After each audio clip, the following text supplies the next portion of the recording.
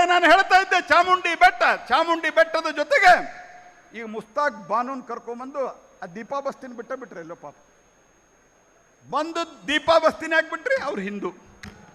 ಮುಸ್ತಾಕ್ ಬಾನು ಏನು ಹೇಳಿದ್ರು? ನೀವು ಅರಿಶಿಣ ಕುಂಕುಮ ಹಾಕಿ ನೀವು ಚಾಮುಂಡೇಶ್ವರಿಯನ್ನ ನೀವು ದೇವತೆಯನ್ನಾಗಿ ಮಾಡಿಬಿಟ್ರಿ, ನಾವು ಕನ್ನಡ ಹೆಂಗೆ ಕಲಿಬೇಕಂತ ಕೇಳ್ಬೇಕಪ್ಪ ಇವ್ರ ಕಡೆಯಿಂದ. ಭುವನೇಶ್ವರಿಯನ್ನ ನಾವು ಹೆಂಗೆ ಒಪ್ಕೋಬೇಕಂತ. ಇಲ್ಲಿನ ಅನ್ನ ತಿಂತಾರ, ಕಾವೇರಿ ನೀರು ಕುಡಿತೀರಿ. ನಾಚಿಕ್ ಬರೋದಿಲ್ಲ ನಿಮ್ಗೆ ಹಿಂಗೆ ಮಾತಾಡಿ. ಮತ್ತೆ ಇವತ್ತು ನೀವು ಬಂದಲ್ಲಿ ಉದ್ಘಾಟನೆ ಮಾಡ್ತೇನೆ ಅಂತ ಹೇಳ್ತೀರಿ. ನಾವು ಉದ್ಘಾಟನೆ ಮಾಡೋಕ್ಕೂ ನಾ ಪ್ರೆಸ್ ಸ್ಟೇಟ್ಮೆಂಟ್ ಕೊಟ್ಟೇನೆ.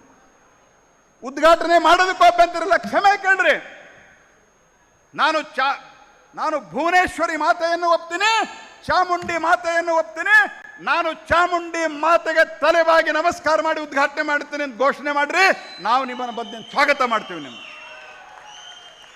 ಏನು ಬೇಕಾದ್ ಮಾಡಿದ್ರೆ ನಡೀತದೆ ಅಂತ ತಿಳ್ಕೊಂಡ್ರಿ ದೇಶದಾಗ ನೀವು. ಆ ಕಾಲ ಹೋತದು. ನೆಹರು ಕಾಲ, ರಾಜೀವ್ ಗಾಂಧಿ ಕಾಲ, ಶಾಬಾನು ಪ್ರಕರಣದಾಗ ಬೇಕಾದಂಗೆ ತಿದ್ದೆ ಆಗ್ತಾನೆ. ಇವ್ರ ಕಾಲದಾಗ ಒಂದು ಕಾನೂನು ಮಾಡಿದ್ರು. ಯಾವ ರೀತಿ ಹಿಂದೂ ವಿರೋಧಿ ಮನಸ್ಥಿತಿ ಅದ ಅಂತಂದ್ರೆ ಅನೇಕರಿಗೆ ಗೊತ್ತಿಲ್ಲ. ಇಲ್ಲಿ ಚಲುವಾದಿ ನಾರಾಯಣ ಸ್ವಾಮಿ ಅವರ ಒಂದು ಕಾನೂನು ಮಾಡ್ಲಿಕ್ಕೆ ಹೊರಟಿದ್ರು. ಏನದು? Communal violence bill. ಆ ಕಮ್ಯುನಲ್ ವೈಲೆನ್ಸ್ ಬಿಲ್ ಅಂದ್ರೆ ನಿಮ್ಮ ಊರಾಗ ನಿಮ್ಮ ಓಣ್ಯಾಗ ಗದ್ದಲಾದ್ರ ಅದಕ್ಕೆ ಬೇರೆ ಯಾರು ಹೊಣೆಗಲ್ಲ, ಕೇವಲ ಹಿಂದೂಗಳು ಮಾತ್ರ ಹೊಣೆ ಅನ್ನುವಂಥ ಒಂದು ಕಾನೂನು ಮಾಡ್ಲಿಕ್ಕೆ ಹೊಂಟಂತ ನಿರ್ಲಜ್ಜ ಕಾಂಗ್ರೆಸ್ ಸರ್ಕಾರ. ಅವತ್ತು 4 ಜನ ಈ ಕಾನೂನು ಜಾರಿಗೆ, 7 ಜನ ಸಮಿತಿ, ಅದರೊಳಗೆ 4 ಜನ ಅಲ್ಪಸಂಖ್ಯಾತರು ಇರ್ಬೇಕಂತ ಕಾನೂನು ಮಾಡ್ಲಿಕ್ಕೆ ಹೊಟ್ಟಿದ್ರು.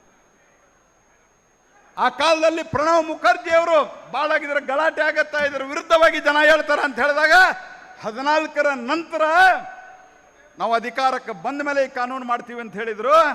14ರ ನಂತರ ಅಡ್ರೆಸ್ಸೇ ಸಿಗ್ತಾ ಇಲ್ಲ. 14ರ ನಂತರ ಅಲ್ಲ, ನೀವಿನ್ನು ಮುಂದೆ ಈ ದೇಶದೊಳಗೆ ನೀವು ಅಧಿಕಾರಕ್ಕೆ ಬರೋದಿಲ್ಲ ಅನ್ನುವಂಥ ಸಂಗತಿಯನ್ನು ನಾನು ಹೇಳಲಿಕ್ಕೆ ಬಯಸ್ತೇನೆ ಸ್ನೇಹಿತರೆ. ಹಾಗಾಗಿ ಜಾಗೃತಿ ಒಂದೇ ಇದಕ್ಕೆ ಪರಿಹಾರ.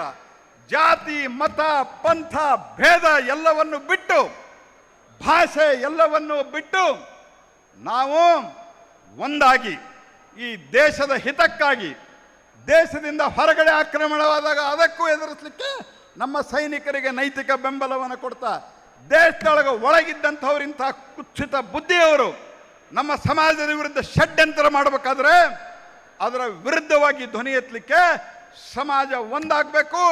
ಅಣ್ಣಪ್ಪನ ಆಶೀರ್ವಾದ ಎಲ್ಲರಿಗೂ ಇದೆ. ಅಣ್ಣಪ್ಪನ ಆಶೀರ್ವಾದ, ಮಂಜುನಾಥನ ಅನುಗ್ರಹ ಎಲ್ಲರಿಗೂ ಇದೆ.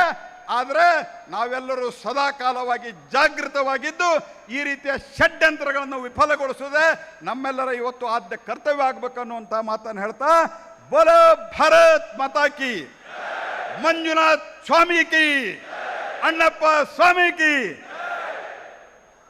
ಇಂಟ್ರೆಸ್ಟಿಂಗ್ ಮತ್ತು ಇನ್ಫಾರ್ಮೇಟಿವ್ ವಿಡಿಯೋಗಳನ್ನ ಮಿಸ್ ಮಾಡ್ಕೋಬೇಡಿ. ಈಗಲೇ ಸಬ್ಸ್ಕ್ರೈಬ್ ಮಾಡಿ.